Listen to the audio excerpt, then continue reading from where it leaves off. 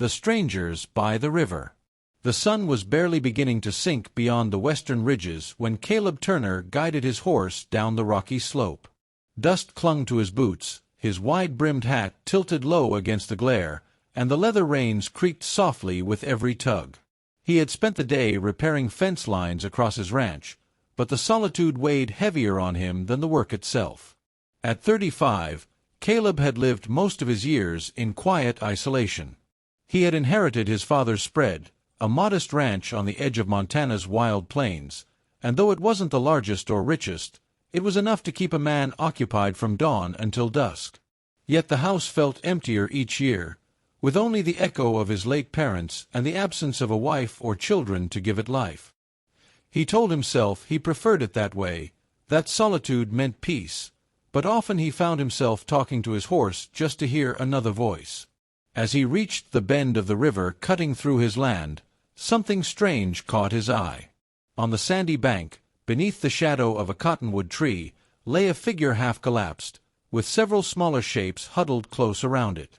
Caleb slowed his horse, narrowing his eyes. "Travelers," he muttered under his breath. But no wagon stood nearby, no horses tethered, no firewood gathered. Just a ragged cluster of human forms, unmoving, like driftwood washed ashore. He swung off his saddle and approached cautiously, his boots crunching on gravel. The closer he drew, the clearer the picture became. 5 children, thin, pale, their clothes little more than rags, clung to the form of a woman sprawled on her side. Her dark hair was tangled, her face pale as linen, and her leg bore a bloody gash crudely wrapped with torn fabric. One of the children, a boy no older than 12, raised his head at Caleb's shadow. His eyes, wide and fierce despite exhaustion, fixed on him like a cornered animal's. In his hand he clutched a stick, brandishing it as though it were a rifle. "Stay back," the boy rasped, voice hoarse from thirst. Caleb lifted his palms slowly. "Easy, son. I mean you no harm." The boy's arm trembled, the stick lowering slightly. Behind him, a girl perhaps 10 years old whimpered, while 2 younger boys and the smallest girl clung to their unconscious mother. Caleb knelt to meet the boy's eyes. "You all look half-starved. How long you been out here?" The boy's lips pressed into a stubborn line, but finally he muttered, 2 days, maybe 3. His voice cracked. "Mama fell. Couldn't walk. We tried to get help, but—" His words broke into a dry sob. Caleb's throat tightened. He had seen orphans before, runaways from burned-out homesteads, children whose fathers never returned from mines or whose mothers succumbed to fever. But never 5 at once, clinging to a single injured woman. "All right," Caleb said firmly, rising. "Let's get her up. I got food at my place, water too. Your mama needs tending, and you young uns need meat on your bones." The boy's suspicion lingered, but desperation outweighed pride. He gave a small nod. Within minutes, Caleb had hoisted the unconscious woman onto his horse and gathered the children to follow. They trudged behind him, bare feet dragging, eyes glazed with exhaustion. The smallest girl clutched his coat hem as though afraid he might vanish. By the time they reached his ranch house, twilight had swallowed the sky. Caleb pushed open the creaking door, lit a lantern, and guided the children inside. The warm glow revealed cracked but sturdy wooden walls, a table with mismatched chairs, and shelves lined with jars of dried beans, flour, and jerky. The children froze at the threshold, wide-eyed as though stepping into a palace. Caleb hid the ache in his chest and focused on the mother. He carried her to his own bed, peeling back the makeshift bandage to inspect the wound. It was deep but not festering. With careful hands, he cleaned it with boiled water, stitched the torn flesh, and bound it in fresh cloth. Hours passed in a haze of labor. He fed the children bread soaked in broth, small portions at first so their starved stomachs could bear it. They devoured every crumb, licking fingers with quiet desperation. When at last the house settled into silence, Caleb sat at the table staring at the flickering lantern. 5 children, 5 strangers, now slept in his loft, while their mother lay unconscious in his bed. Tomorrow he'd need to learn their names, their story, and what fate had driven them to his riverbank. But tonight, for the first time in years, his home no longer echoed with emptiness. It was filled with the sound of breathing, fragile, vulnerable, alive. And something deep within Caleb stirred, a feeling he hadn't known he'd missed: purpose. A house that became a home. The next morning broke with the sound of small footsteps scurrying across Caleb's wooden floor. He woke to find 3 of the children crouched near the hearth, whispering among themselves as they poked at the dying embers. The 2 youngest sat wrapped in one blanket, watching him with wide, cautious eyes. "Morning," Caleb said, his voice softer than he used on cattle or hired hands. "You kids hungry still?" 5 little heads nodded in unison. He chuckled. "Thought so."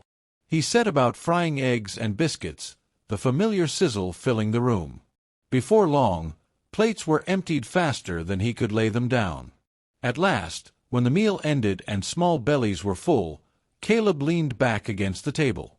"All right," he said, "reckon it's time I learned who I've got under my roof." The oldest boy straightened his shoulders, speaking as though appointed spokesman. "I'm Daniel. I'm 12. This here's Ruth, she's 10. Then there's Samuel, he's 8. Jonah's 6, and little Anna's 4. He gestured to each in turn. "And Mama, her name's Margaret." His voice softened at the last word. Caleb nodded. "Well, Daniel, you did right keeping your brothers and sisters alive this long. You got grit." Daniel flushed with pride, though he tried to hide it. Caleb turned his gaze to the bed, where Margaret stirred. Her eyes fluttered open, confusion giving way to alarm as she struggled to rise. "My children," she gasped. "They're safe," Caleb assured quickly, resting a hand on her shoulder. "You're in my home. Your leg's stitched. You'll need rest before you can walk." Her eyes darted around the room, settling on her children, who crowded close. Relief softened her face, and tears slid down her cheeks. "Thank you, sir," she whispered. "Name's Caleb Turner," he replied gently. "Don't trouble yourself with thanks. Just focus on healing." Over the days that followed, the Turners' ranch transformed. The children brought laughter where silence had reigned. They chased chickens in the yard, fetched water from the well, and filled the evenings with stories whispered by firelight. Ruth insisted on helping cook, though she burned more bread than she baked, and Samuel shadowed Caleb everywhere, eager to learn how to rope or saddle. Margaret regained her strength slowly, leaning on a crutch Caleb carved from oak. She was a woman in her early 30s, with quiet strength in her eyes that hardship had not dimmed. She spoke little of her past, only that her husband had died of fever months earlier, leaving her to lead the children westward in search of work and survival.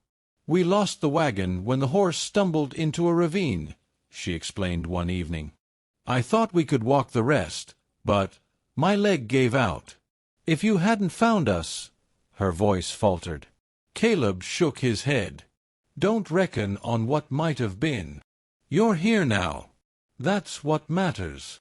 As weeks turned into months, the arrangement that began as charity grew into something deeper. Caleb found himself rising with renewed energy, not for chores alone, but for the eager faces awaiting him. He taught Daniel to mend fences, Jonah to scatter feed for the chickens, and little Anna to hold a lamb without dropping it. Margaret, once a guest, became a partner in the household, mending clothes, tending garden beds, sharing laughter in the kitchen. For a man who had long believed himself destined for loneliness, the change was staggering. One autumn evening, after the children had gone to bed, Margaret sat by the fire with Caleb. The crackle of logs filled the silence, comfortable yet charged. "You've given us more than shelter," she said quietly. "You've given my children a father when they had none. They look at you that way, you know." Caleb's throat tightened. He stared into the flames, then back at her. "And you? How do you look at me, Margaret?" Her eyes met his, steady and soft. "Like a man who saved my life." The words lingered between them, unspoken truths threading through the quiet. In the months that followed, the ranch was no longer Caleb Turner's alone. It was alive with laughter, with chores shared, with love slowly, tenderly blooming. He had taken in 5 starving children and their injured mother, never knowing they would change his life. But they had, utterly, irrevocably. And for the first time in years, Caleb Turner was not just a rancher. He was a father. He was a husband in all but name. He was home.